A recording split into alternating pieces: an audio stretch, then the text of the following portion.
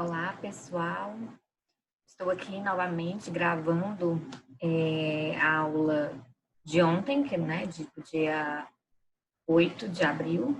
Não consegui postar, tendo em vista problemas técnicos, ainda estou me familiarizando com esse sistema, com essas aulas online, mas eu vou tentar fazer aqui um resumão, tá, do que eu fiz ontem com vocês na aula ao vivo. Bom, a nossa disciplina, processo civil, é uma disciplina muito importante no direito, assim como as outras, né? No entanto, é uma disciplina que ela serve de subsídio, ela é uma base para que você possa ter um bom processo de trabalho, um bom processo previdenciário, um bom processo administrativo. Então, é a disciplina base para que você possa exercer o direito material com maior competência. Porque de nada adianta eu entender o direito material, a sua essência, e não entender o instrumento pelo qual esse direito material pode se concretizar, que é o direito processual. Então, eu costumo dizer que essa vida em sociedade é muito difícil. E o direito está aí para disciplinar essa vida em sociedade, para regular o nosso comportamento. E por isso o Estado criou essas normas impositivas para regular a nossa convivência em sociedade, para disciplinar essa convivência e manter a pacificação social. E o Estado tem um instrumento próprio para reger os conflitos de interesses que não são resolvidos de forma amigável, de forma extrajudicial. E é exatamente esse instrumento que a gente vai estudar aqui, que é o processo. Então, o processo é um instrumento pelo qual o Estado aplica o direito ao caso concreto, exercendo a justiça. É uma disciplina de direito público. Né? É importante que a gente faça essa diferença do direito público para o direito privado, para poder entender um pouco quais são... Perdão, passou aqui sozinho o slide, deixa eu voltar. Bom, então, é uma disciplina do ramo do direito público, porque ela rege a atuação do Estado, né, dentro de uma relação processual. Nós não estamos aqui a tratar das relações privadas das pessoas nas suas particularidades, nas suas relações privadas, umas com as outras. Aqui nós vamos estudar por que é de direito público, direito processo civil, direito processual civil, porque vai reger a atuação do Estado na relação jurídica processual. Então, reunir normas sobre jurisdição, sobre ação e sobre processo. Então, aqui a gente vai entender o que é jurisdição voluntária, o que é jurisdição contenciosa, quais são os elementos da ação e os pressupostos para que as condições para que essa ação ela seja regular, que ela seja processada na sua integralidade, com todos os seus requisitos devidamente cumpridos. A gente vai ver que o processo civil tem as suas formalidades, e essas formalidades, elas precisam ser cumpridas, assim como em outra disciplina de processo, tá? Assim como no processo penal, no processo de trabalho. A disciplina de direito processual em si, ela tem muitas formalidades que precisam ser cumpridas para que esse processo tenha um trâmite regular, de forma que evite que ele seja passível de alguma nulidade. Então, dentro do direito processual civil, nós analisamos normas jurídicas que vão regular o processo em si, né? Como é que vai funcionar essa atuação estatal, quais são os trâmites do processo, quais são os ritos, quais são essas condições da ação, para regular o exercício da jurisdição civil. Então, aqui a gente está falando de jurisdição civil. Tudo que vai tramitar pelo direito processual civil é tudo aquilo que for residual, aquilo que não foi especializado de um outro ramo processual. Então, é direito processual do trabalho, é direito do trabalho, então já não vem aqui para direito processual civil. A gente vai ver que ele é usado de forma residual e subsidiária por outros ramos do direito, tá? Bom, e é importante a gente diferenciar o direito material do direito processual para a gente ter assimilar a essência desse direito processual. Bom, eu falei para vocês no slide anterior que o direito material ele regula as relações privadas entre as pessoas.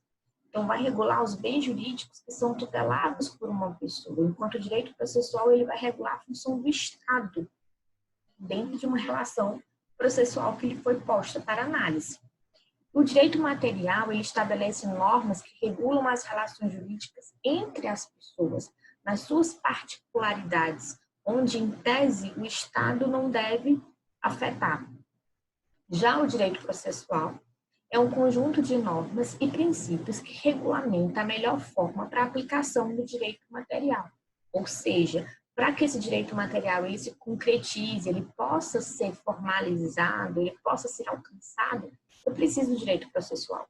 Ele é o caminho pelo qual eu vou percorrer para alcançar esse direito material. Então, ele precisa existir para regulamentar esse direito material. Tá? É o percurso que vai ser seguido. Então, o direito processual é um instrumento utilizado para se chegar ao direito material. Apesar de eles serem autônomos, mas eles se complementam.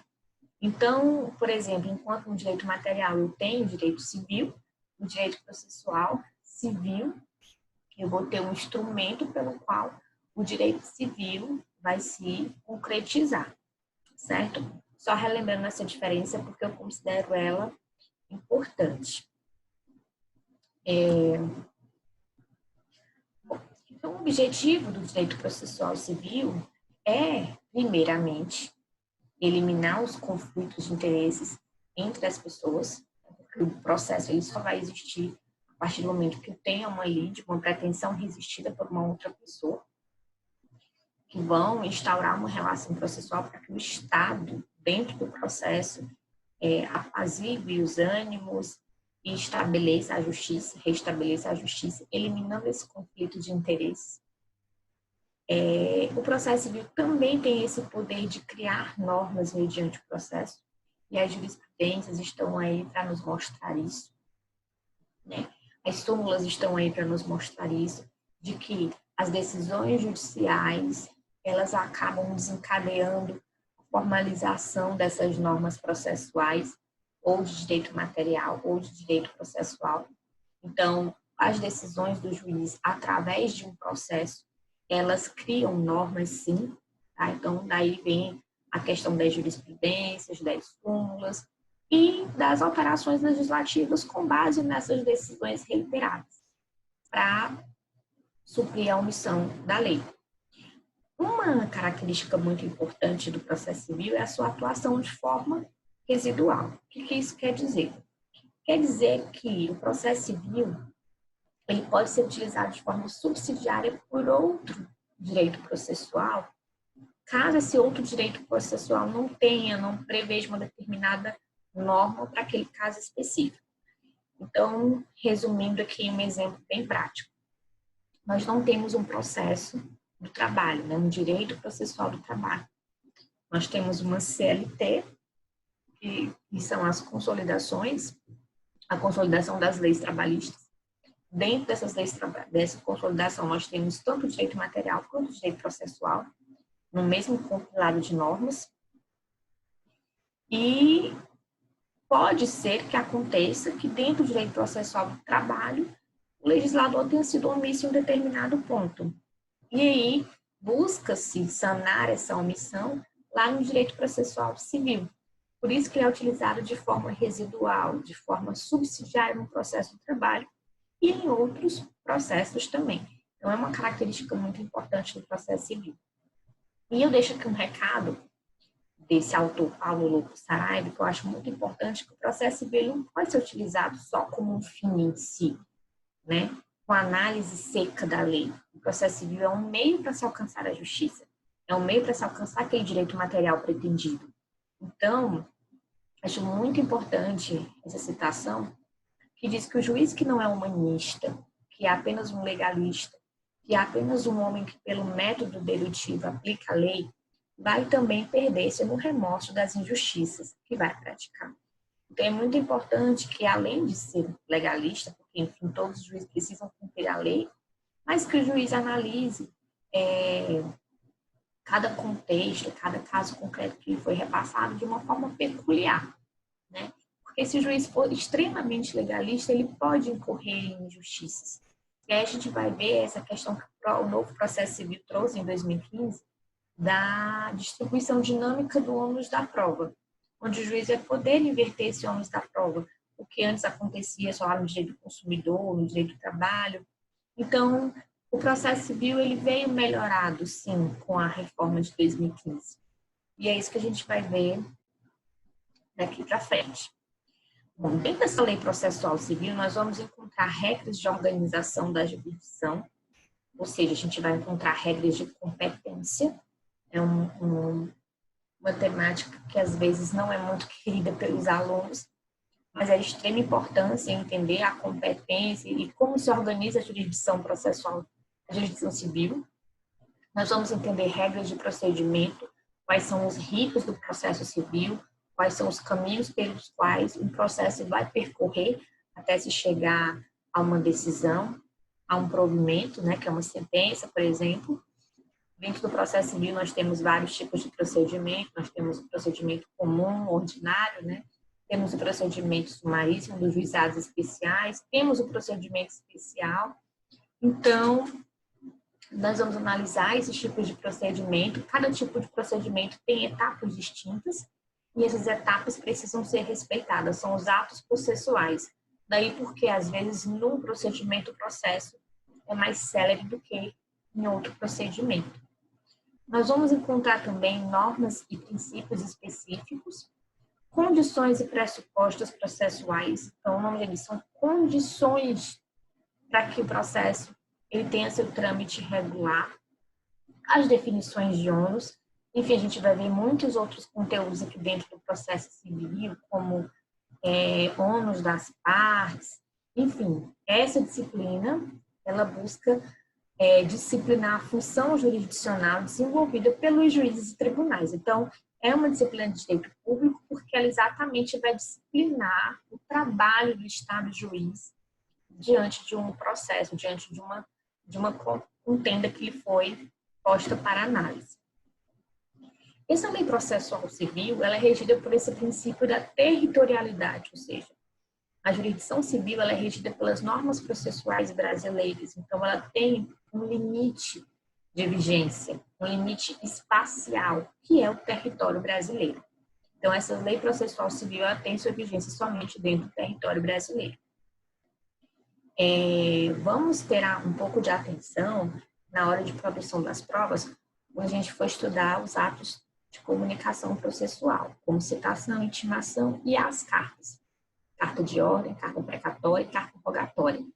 E aí, por exemplo, uma carta rogatória que vai de um país a outro, de um juiz de um país ao juiz de um outro país, de uma outra nação, é possível que hajam algumas exceções dentro desse cumprimento, mas é assunto que nós veremos lá adiante. Mas o importante é que nesse momento é entender que a vigência dessa lei processual no espaço é dentro do território brasileiro, diante do princípio da territorialidade. Com relação ao tempo, a vigência da lei, ela segue a lei de introdução das normas do direito brasileiro, que diz que a partir da sua publicação, sendo respeitada aquela vacatio legis de 45 dias, e observar também os efeitos dessa lei processual em processos que estão em andamento. Então, essa lei processual ela vai atingir esses processos que estão em andamento de forma imediata. Tá? Mas esses processos em andamento, eles vão ser recebidos por essa nova norma processual no momento em que o processo se encontrar. Por quê? Porque os atos que já foram praticados, eles estão preservados. Porque eles foram praticados sob a vigência de uma lei, né, que estava em vigor naquela época. Então, esses atos já praticados, eles se encontram preservados, certo? Então, relembrando aqui o artigo 5º, inciso 36 da Constituição Federal, que a lei não vai prejudicar o direito adquirido, o ato jurídico perfeito e a coisa julgada. O que é esse direito adquirido? É aquele direito que já foi incorporado ao patrimônio daquela pessoa, que já foi incorporado à vida daquela pessoa e não tem mais como ser retirado. O ato jurídico perfeito é aquele que já foi consumado. Ele não tem como ser repetido, ele já foi consumado, ele já se encontra perfeitamente consumado, então não tem como ser atingido por nenhuma outra regra nova. E a coisa julgada é aquele processo do qual já não cabe mais recurso, seja porque se recorreu a todas as instâncias, não cabe mais nenhum recurso possível, ou porque se deixou passar o prazo para recorrer de forma inerte, né, não recorrendo, então o processo transitou em julgado, não cabe mais recurso, não cabe mais ser reexaminado. A coisa julgada tem que ser preservada. Então, essa lei nova tem essas limitações, tá? Eu deixei aqui nesse próximo slide para vocês. Bom, e os princípios processuais são de suma importância, né? Eu costumo falar sempre isso nas aulas. Não considerar os princípios apenas como aquele conteúdo chato de início de disciplina. Realmente, os princípios processuais, principalmente depois dessa mudança de processo civil em 2015, eles vieram com tudo, né? Os princípios são muito utilizados como fundamentação das decisões judiciais, então nós precisamos focar neles. Por quê? Porque nós precisamos entender se essas garantias estão sendo preservadas dentro de uma relação processual, porque o processo ele precisa ser devido. Precisa ter um devido processo legal. E esse devido processo legal vai ser a conjugação de todas essas garantias processuais, que são esses princípios que nós iremos ver aqui mais adiante. Então, o artigo 1º do CPC prevê que o processo civil será ordenado, disciplinado e interpretado conforme os valores e as normas fundamentais estabelecidos na Constituição da República Federativa do Brasil, observando-se as disposições deste Código. Então, aqui, na época, a gente ouviu falar muito de uma constitucionalização do processo civil, né? Porque ele trouxe essas normas fundamentais do processo civil para que elas sejam cada vez mais utilizadas, que elas sejam cada vez mais visibilizadas nas decisões judiciais, utilizadas mesmo. Daí a importância, como a gente vai ver adiante, dessa questão da inversão do ônus da prova, certo? Porque a gente precisa... Tive que dar uma pausa aqui para colocar o carregador do computador, mas estou retomando aqui. Então, a gente vai retomar aqui nos princípios processuais. Então, a gente precisa entender a importância desses princípios processuais para um devido acesso à justiça. E o primeiro princípio que a gente vai estudar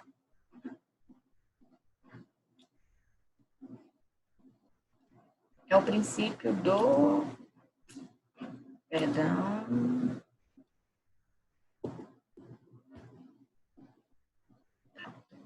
O princípio do dispositivo. Então, esse princípio ele é bem simples. Ele nos relata que cabe à parte interessada, à parte que tem uma pretensão resistida, a iniciativa da instauração dessa relação processual. Então, se eu tiver uma pretensão resistida por um terceiro, eu não conseguir resolver amigavelmente, não conseguir resolver extrajudicialmente, então eu vou até a porta do Poder Judiciário interpelar a meu favor.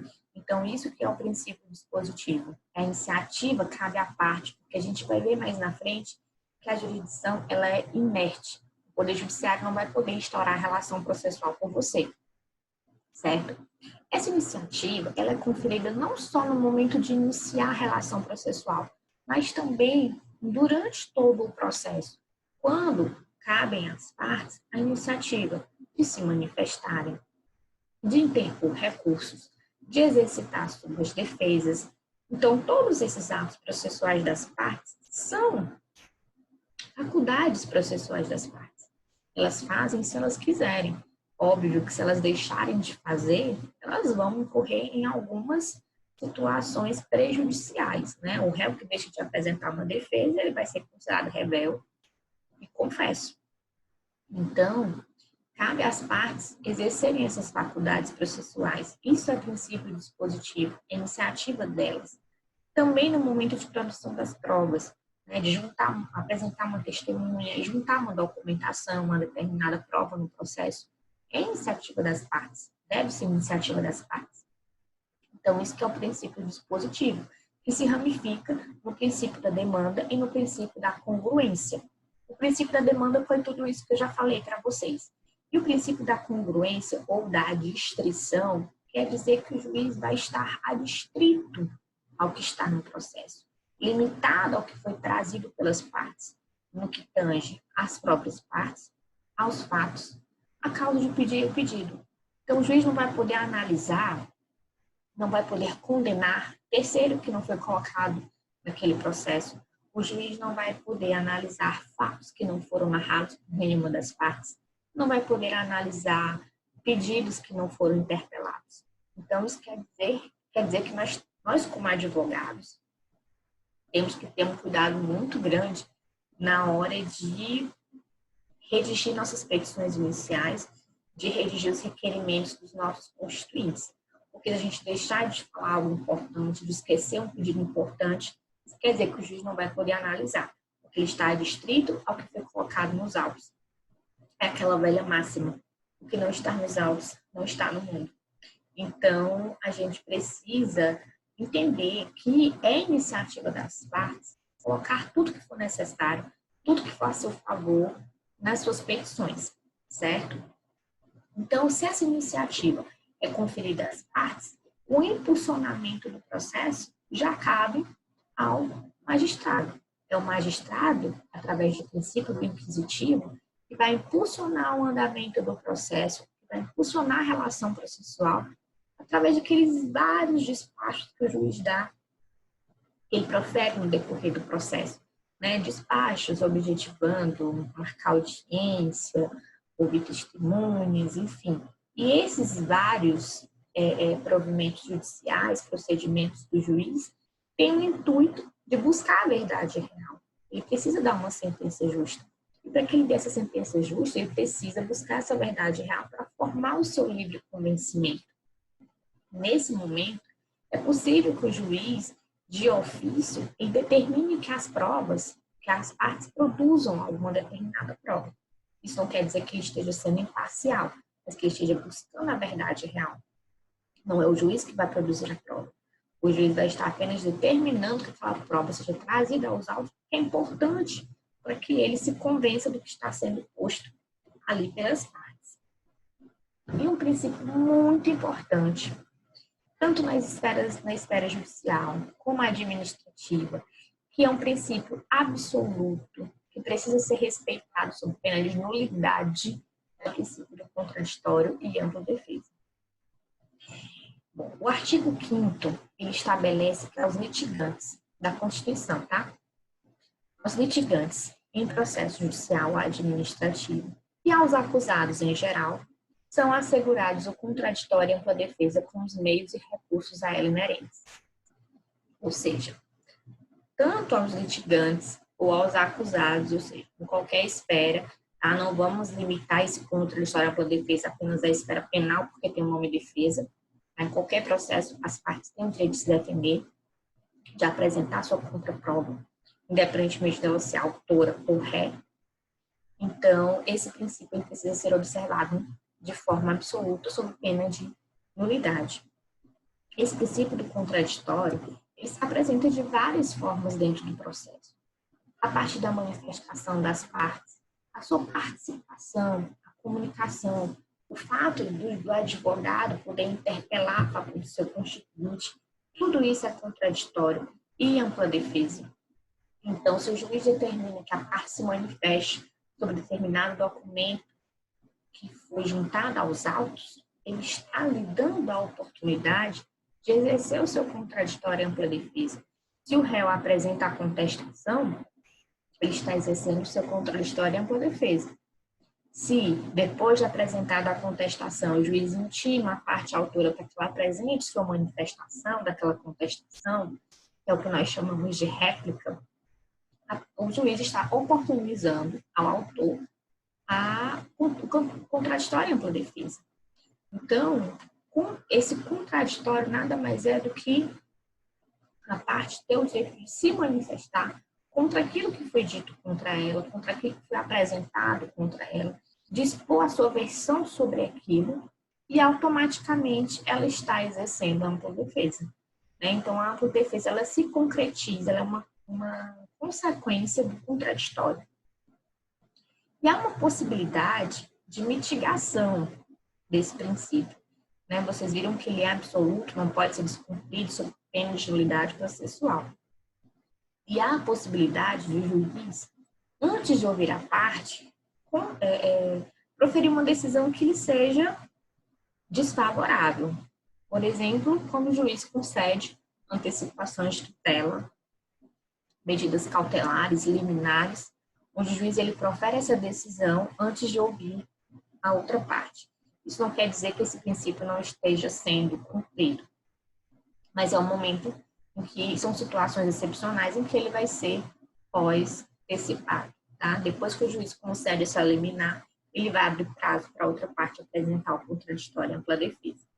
E aí, quem não pagou ainda essas medidas de urgência vai poder entender isso melhor no momento oportuno. Coloquei aqui também um outro exemplo de mitigação desse princípio, que é na situação do precedente jurisprudencial. Eu deixo aqui o artigo para vocês darem uma lida, tá? O que o juiz ele pode julgar liminarmente improcedente um processo, ou seja, o juiz vai dar extinção de causa por improcedência, dispensando qualquer instrução processual sem oitiva de partes, encolhida de prova, independentemente do réu ser citado, o réu às vezes nem sabe que o processo existiu, se essa causa contrariar o que está sendo posto nesses incisos. E aí, nessa situação, o juiz vai extinguir o processo com julgamento do mérito e a parte não vai poder interpor, não vai poder ajuizar a ação novamente, né? O que caberia aí seria interpor um recurso de apelação. E um princípio, próximo princípio, o princípio da recorribilidade ou do grau de jurisdição.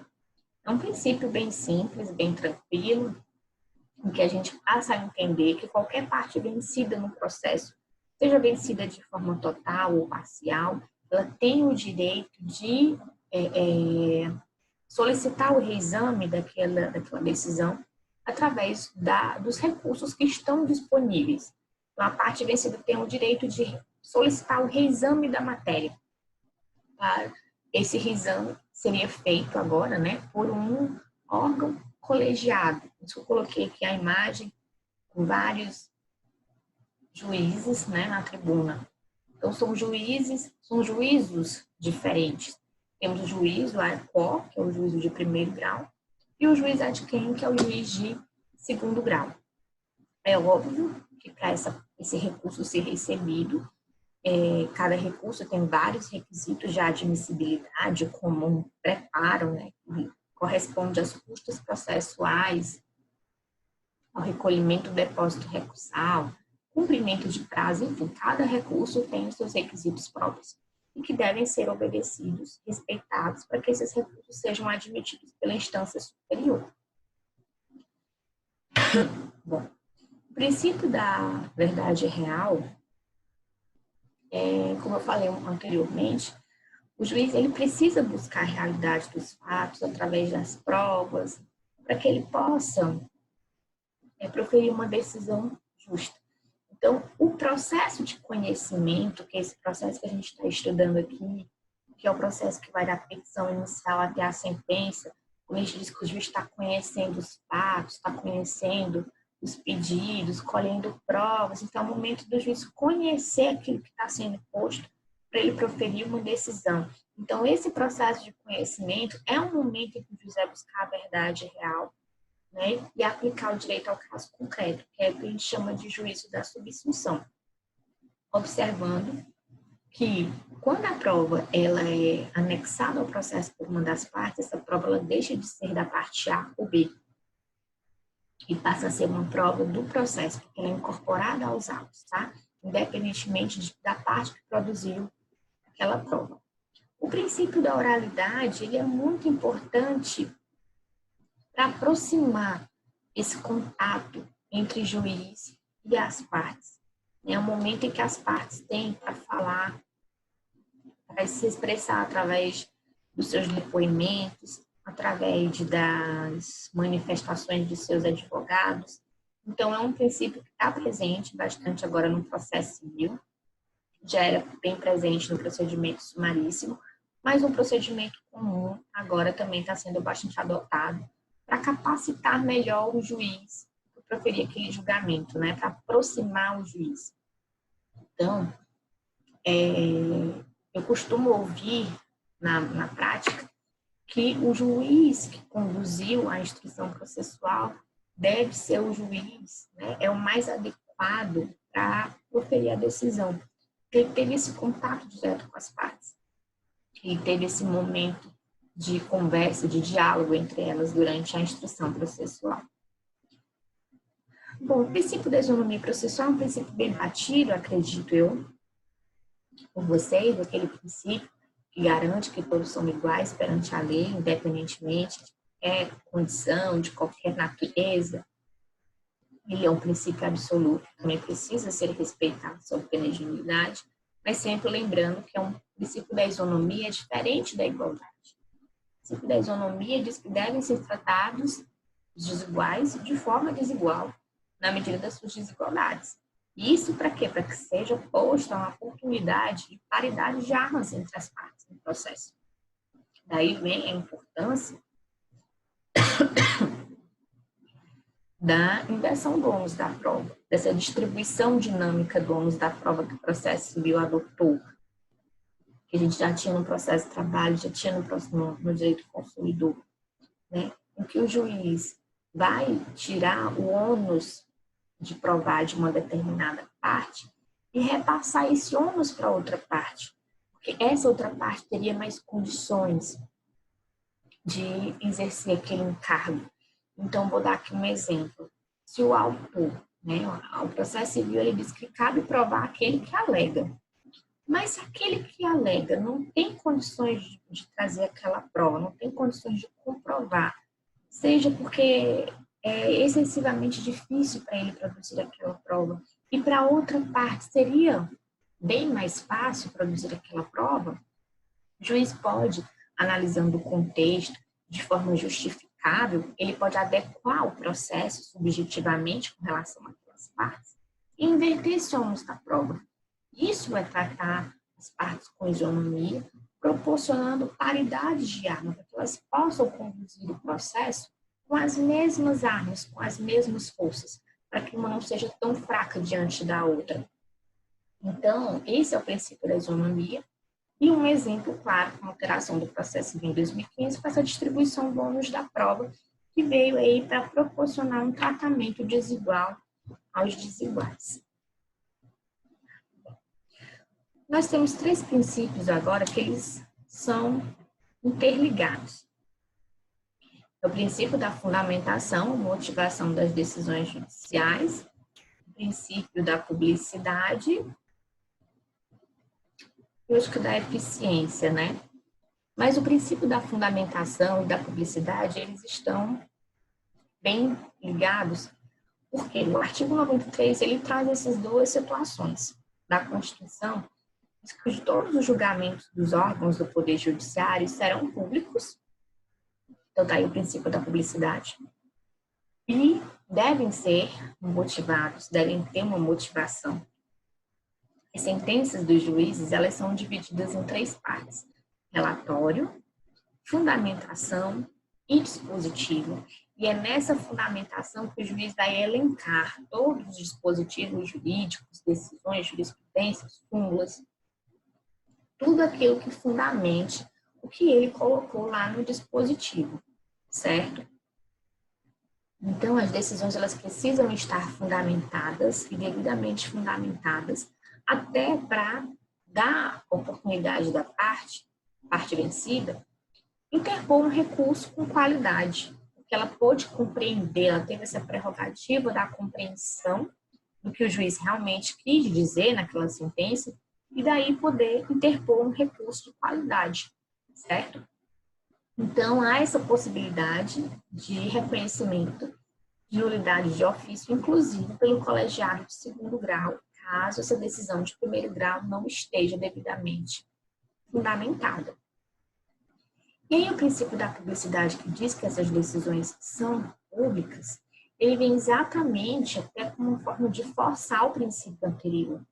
Então, se os juízes eles têm essa noção de que as suas decisões são públicas, então eles têm que ter um maior cuidado na hora de fundamentar suas decisões. Porque essa publicidade, ela é tanto interna quanto externa. Ela é interna às partes envolvidas no processo, mas também ela é pública a terceiros.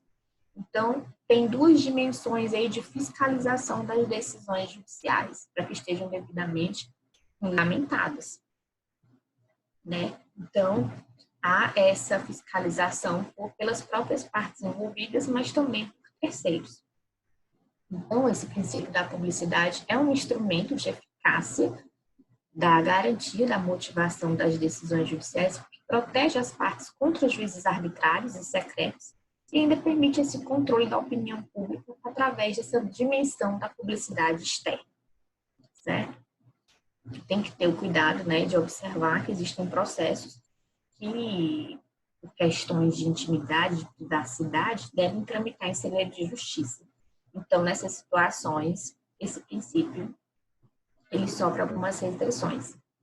O princípio do juiz natural ele estabelece que não haverá um juízo ou tribunal de exceção excepcionalmente criado para julgar determinada causa. Não posso escolher um juiz para julgar a minha ação porque eu tenho uma certa proximidade. O processo ele precisa passar por uma distribuição processual. Então, quando a gente protocola um processo na justiça, esse processo passa pela distribuição, ou seja, como se fosse um sorteio ali para saber para qual vara aquele processo vai ser destinado. Até como uma forma da gente não poder escolher de forma de má fé o juízo que vai processar aquela causa. Então, eu não posso criar juízos ou tribunais de exceção.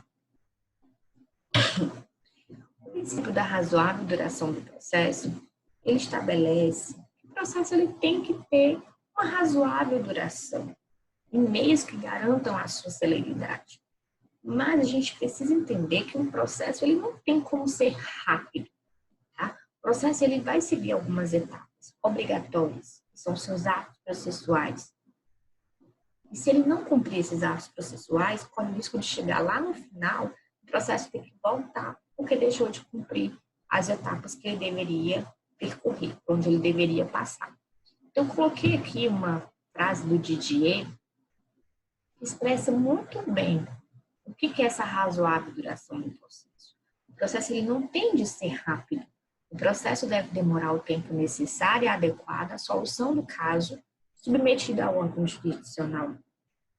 Então, o processo ele precisa ultrapassar as suas fases para que a gente possa dizer que ele teve uma razoável duração, certo? É claro que devem ser fiscalizadas aquelas situações em que há engavetamento de processos, onde realmente existe uma morosidade excessiva, tá? Mas deve-se entender isso de imediato. O processo ele não tem como ser rápido, porque ele tem que passar pelas suas fases obrigatórias. Ultrapassou suas fases, então ele teve uma razoável duração e uma decisão a contento. Esse princípio, ele também deve ser cumprido tanto nos processos judiciais como nos processos administrativos. O princípio da economia processual, ele estabelece que deve-se produzir o máximo de resultados no processo com o mínimo de esforço, com o mínimo de dispêndio, com o mínimo de emprego de atividade processual. Então, ele, de certa forma, é uma consequência do princípio da razoável duração do processo. Ele proporciona uma razoável duração do processo. Então, se eu tenho o máximo de emprego, o máximo de atividade processual, o mínimo de esforço, então eu posso dizer que tem uma economia processual.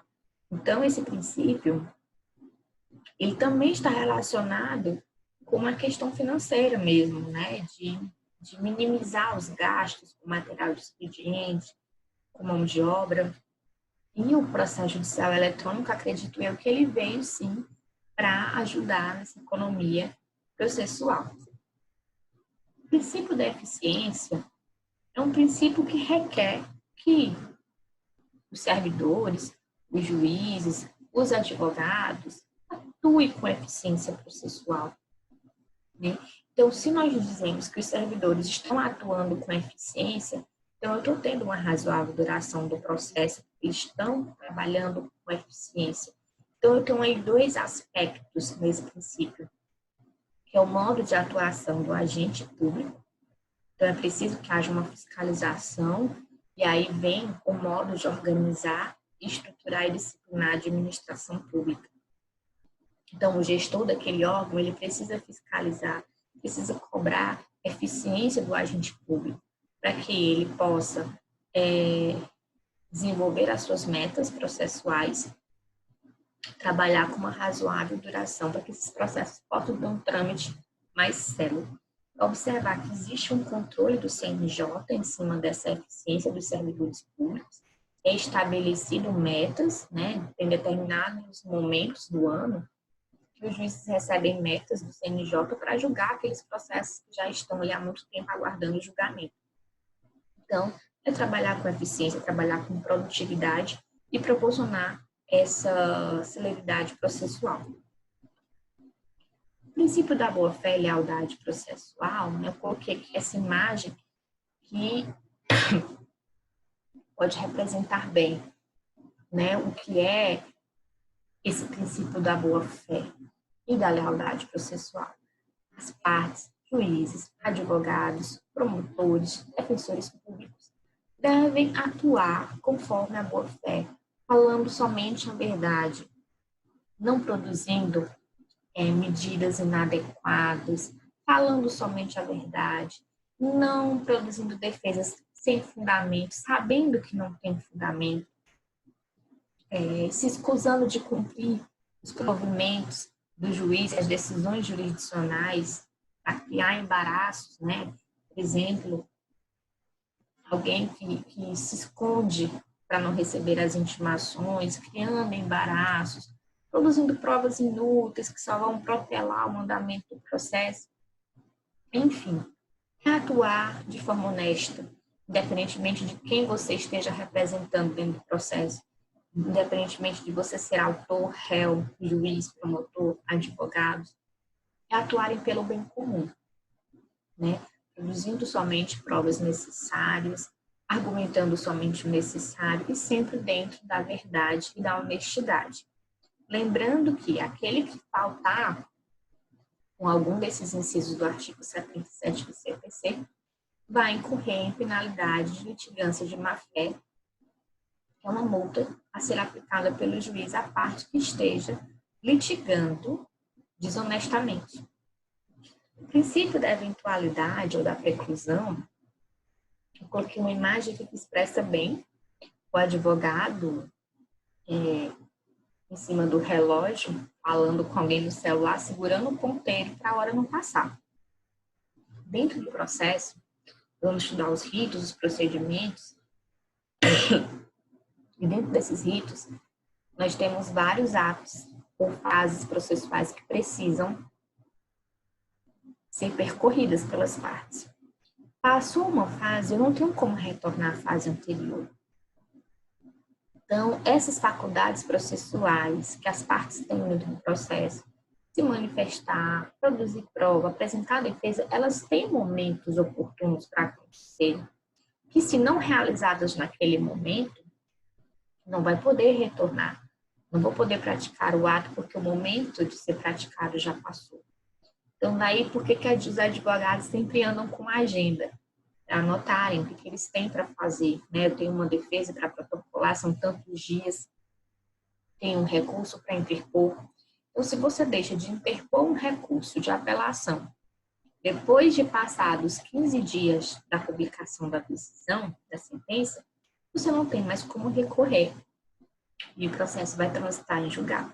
Porque você perdeu a faculdade de praticar um ato processual por conta da passagem desse prazo, ou porque esse ato já se consumou.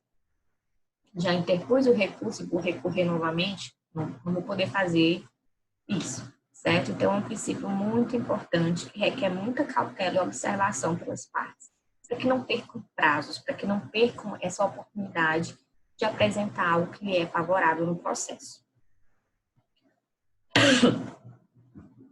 E para finalizar, desculpa a tossida, gente, a garganta tá meio... o princípio do devido processo legal, eu costumo dizer que ele é a consumação de todos os outros que a gente já viu. Eu sempre dou esse exemplo. Daqueles conjuntos matemáticos que a gente estava na matemática básica.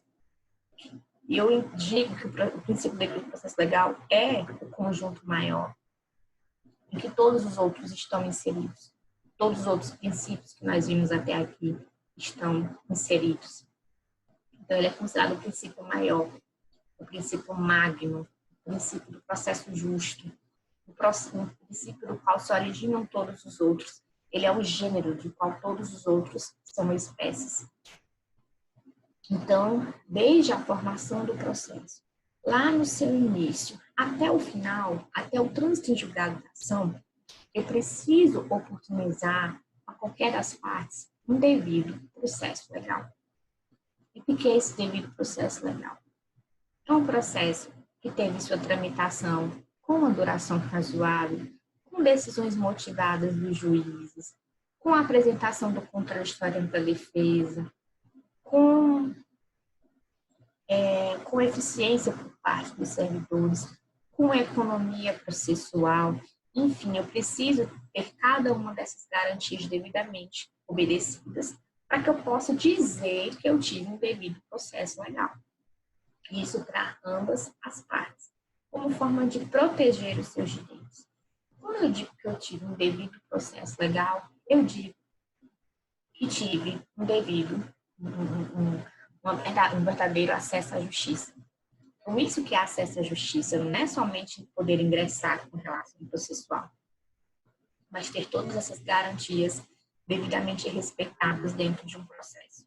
Então, se eu tive esse processo público bem fundamentado, minhas garantias executadas, eu digo que eu tive um devido processo legal e, consequentemente, eu tive um devido acesso à justiça, um verdadeiro acesso à justiça.